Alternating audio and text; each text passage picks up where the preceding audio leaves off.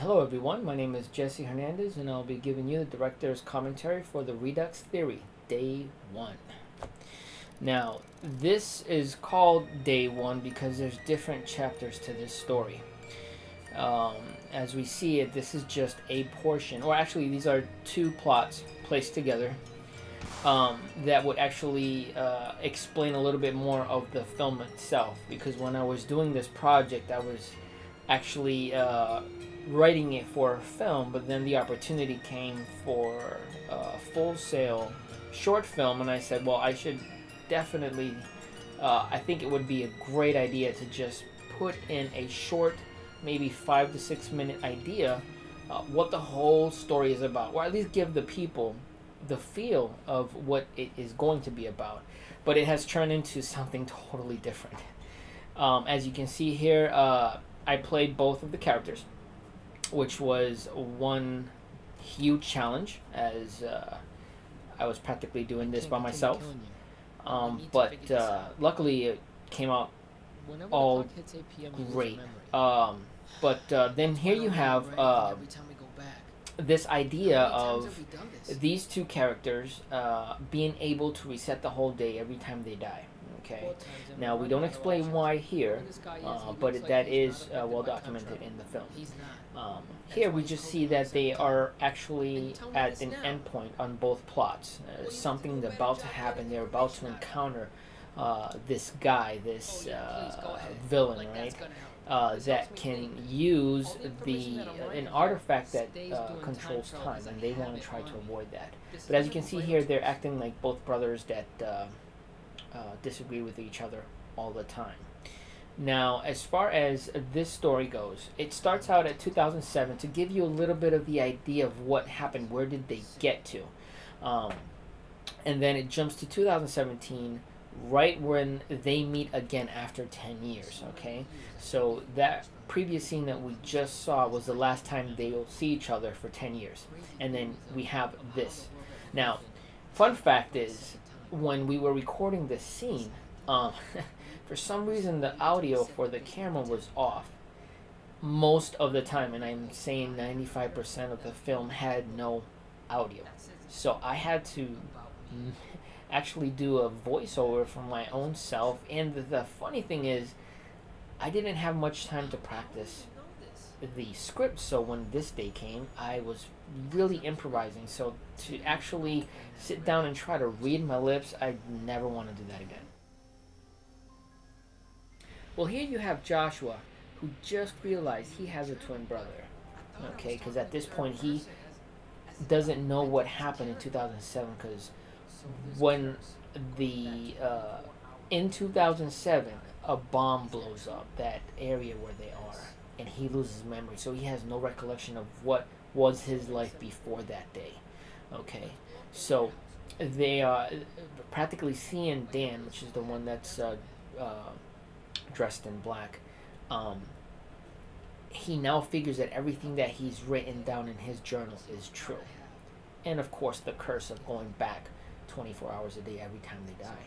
So here they're trying to discuss what are they going to do for this villain that, again, in this particular part of the plot, is approaching them. Okay, but here they know each other a little bit more, so the interaction is a little bit more direct.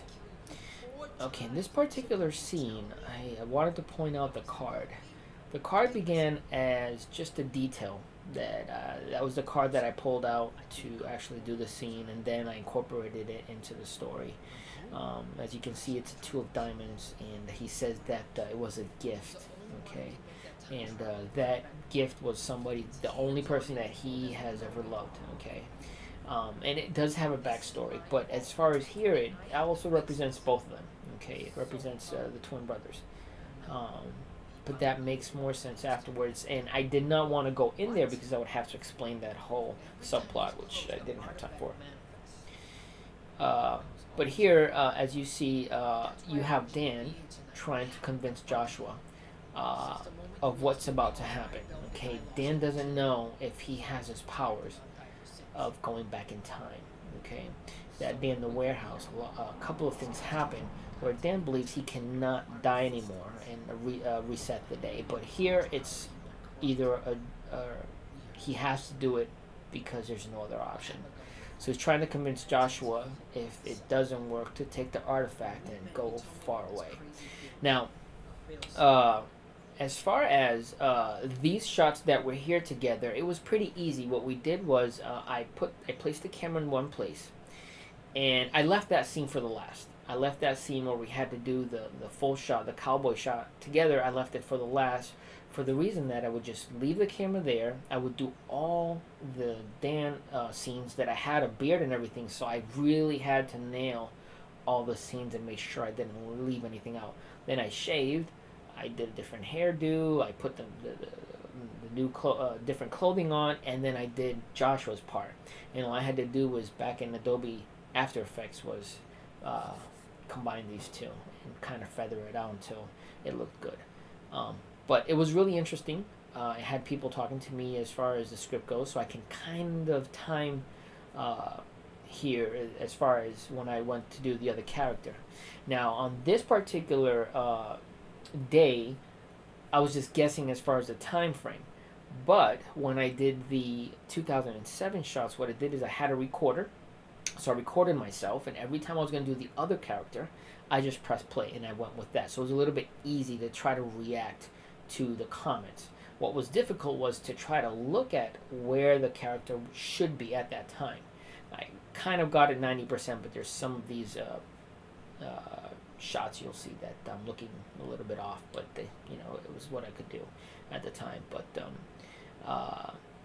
the overall, it was really fun to do. It was really freaky to see myself talk to myself for the first time, and actually look like there are two people there in the room, when in fact it wasn't. And I gotta say, it was it was an exciting experience. It was boring at times because I'm talking to myself, and I'm like, oh my gosh, I hope this is coming out right. I hope I'm reacting the right way, because one thing is to try to think where to look, how to say it, and how to react to somebody that you're not seeing. Because maybe when it's time to do the other character, I can react to a certain way that I'll be like, wow, I should react to that than rather what I thought when I was actually doing the first part. But it all came out okay.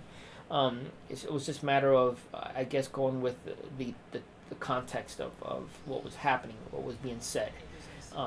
But as you see here, he kills himself, and then he reverts all the way back to 10 years, which is this moment here in a couple of seconds. So here, see, I kind of looked off. But there you go, I was looking good as far as to the other character.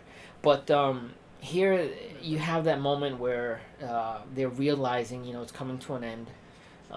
Dan is about to lose his memory again, and Joshua's like, I'll remember you. I'll know who you are, and it's not over. It's just another opportunity. So here, since he's going back 10 years, I thought, well, let me put some graphics here just to make it, where we can see that something is happening. And that's where I came up with lighting up the card. Here Joshua says that he's going to shave off, because I wanted to make that distinction of why he's shaved in 2017, and he looks just exactly like his brother in 2007. So here he sees the bad guy getting there, and 8 o'clock hits. Card is transferred over from the future, and you see Dan here having an episode. I wanted to do something like fire or a light, so that's what I was able to come up with as far as time traveling and how the effects and all that.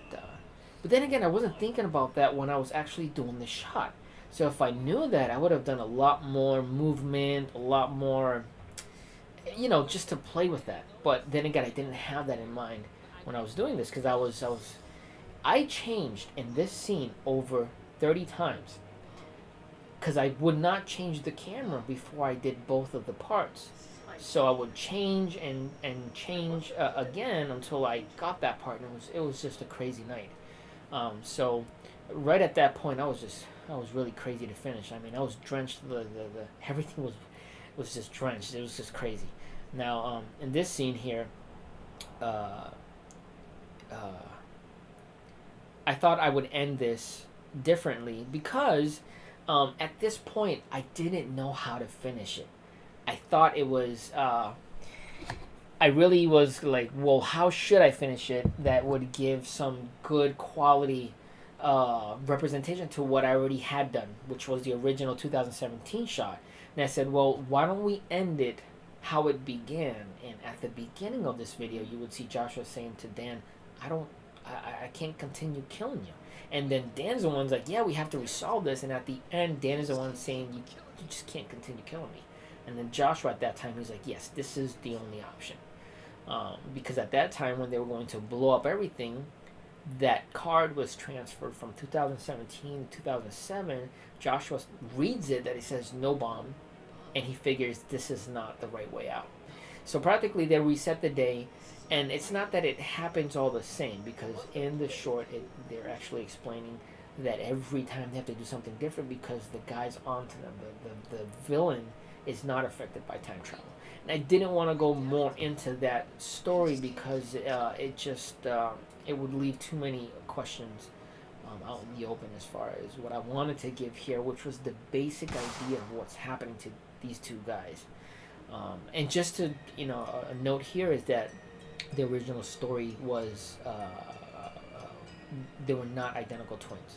So it was a little bit different, the dynamic. But given that I didn't have any actor to portray the other brother, I sought out to, do identical. I saw it as a challenge, and that's what I wanted to do. So I hope you guys have fun. I definitely did love it. One thing was to see it recorded and to see the end product. So I'm really proud of what I was able to do here. So I hope you enjoyed it. Have a good day.